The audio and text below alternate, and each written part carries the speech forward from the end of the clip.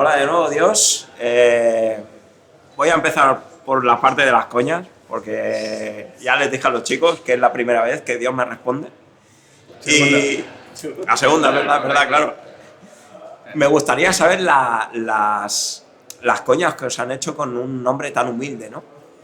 Me viene a la cabeza una que, bueno, estábamos convocados, Dios estaba convocado para tocar en Valencia. Era para mayo, abril del pasado año. Y bueno, no se dieron ciertas circunstancias y no pudimos ir a tocar. Pero aún así estábamos anunciados en cartel. Entonces en el report del concierto, en un blog y tal, comentaban, se ve que ese día tampoco fue mucha asistencia y empezaban precisamente diciendo es que al concierto no vino ni Dios. Esa es una, claro. Sí. A mí, por Dios también, por el amor de Dios, un mogollón de estas. Mi mujer me dijo a mí, da mucho juego este nombre. Y vamos, o sea, que no sí, defrauda. sí, no defrauda, no. Supongo que es algo que ya teníais pensado cuando pusisteis el nombre, ¿no? Que ya iban a venir las coñas por el otro lado. A mí, Sí. se me comunicó el bajista de Dios y dije, ostras, esto tiene que ser muy importante. Sí, bueno, fue literalmente el bajo de Dios. El bajo de Dios, sí. El bajo de Dios. Yo dije, uy.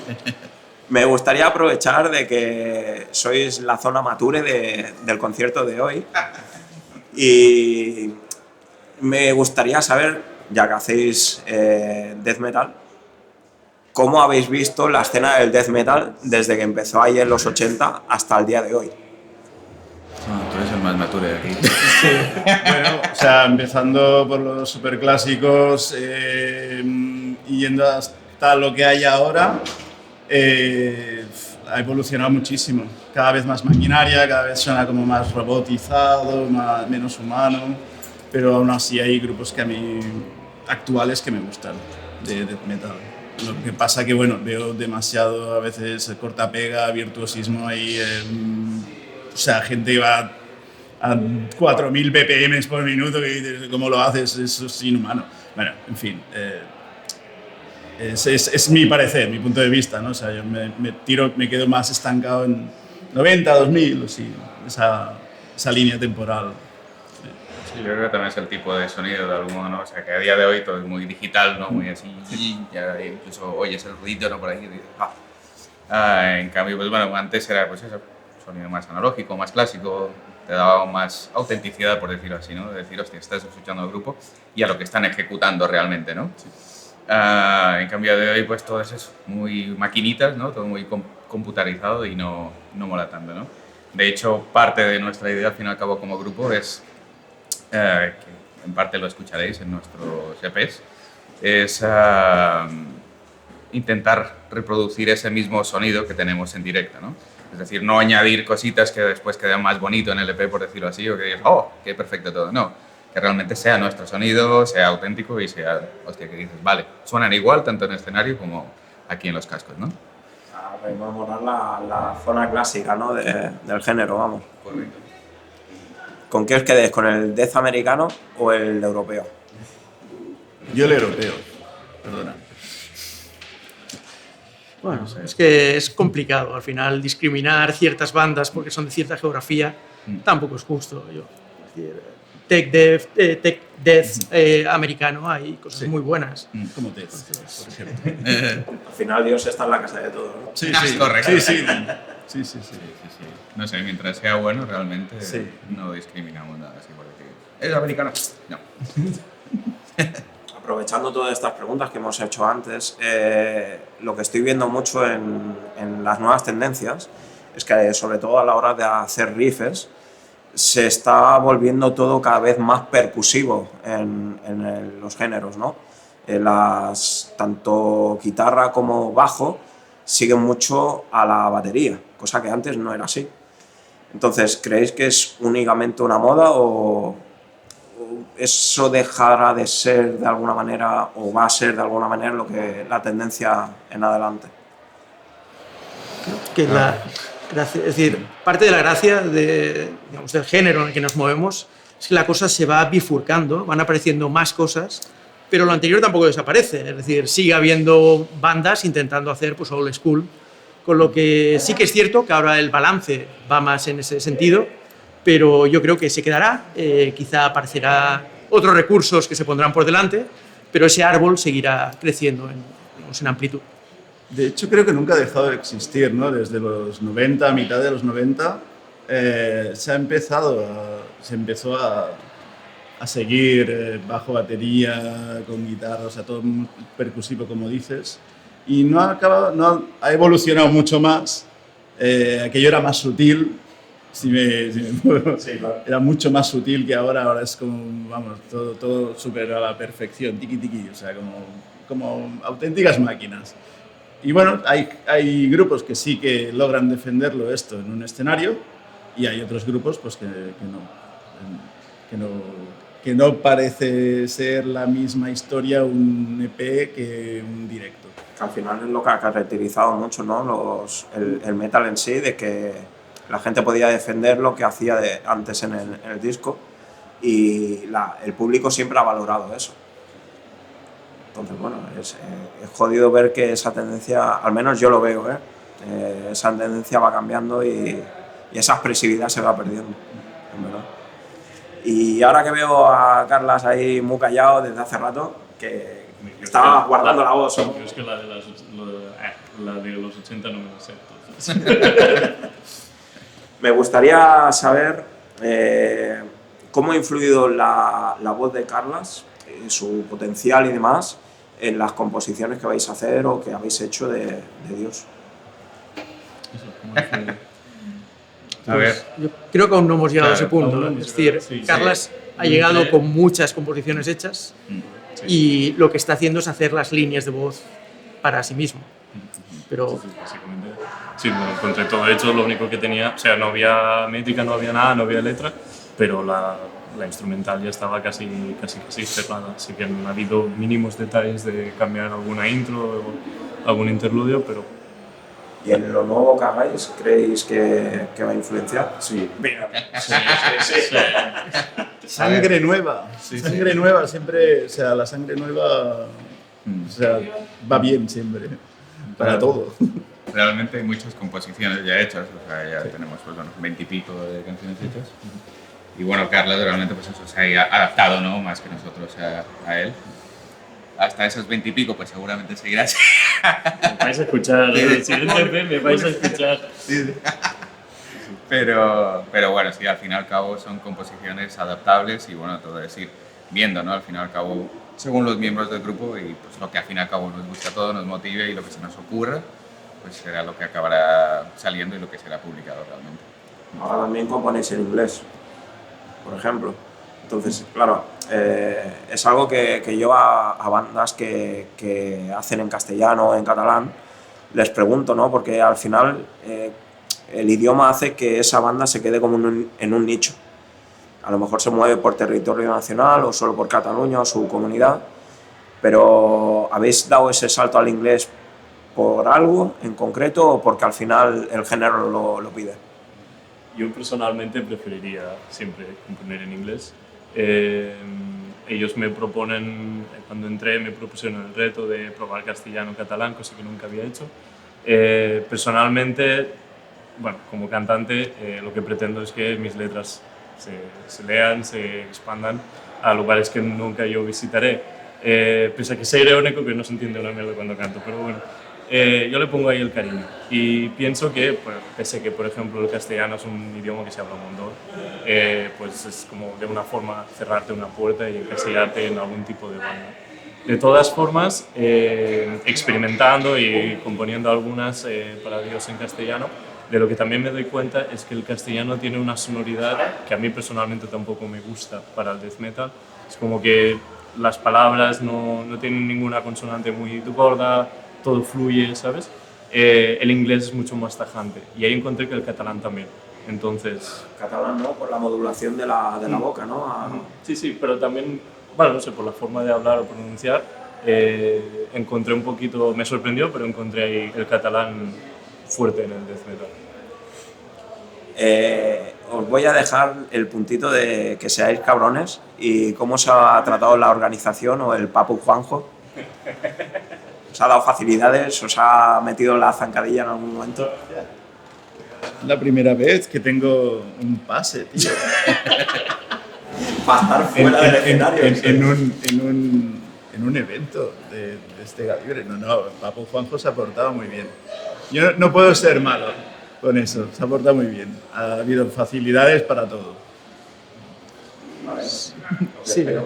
Espero que por el esfuerzo que ha tenido, evidentemente toda la organización se vea en la gente que venga. Esperemos que sí. Pero bueno, Esto siempre es una lotería. Al final tú puedes poner mucho de tu parte y el público, pues bueno, acompañará más o menos. Estamos en Esplugas, que no es el centro de Barcelona. Va a ser complicado movilizar a mucha gente, pero es que en el género en el que nos movemos yo creo que todos contamos que, bueno, no todas las noches salen bien, pero aún así hay que ir a defender tu trabajo y a pasarlo bien en el proceso.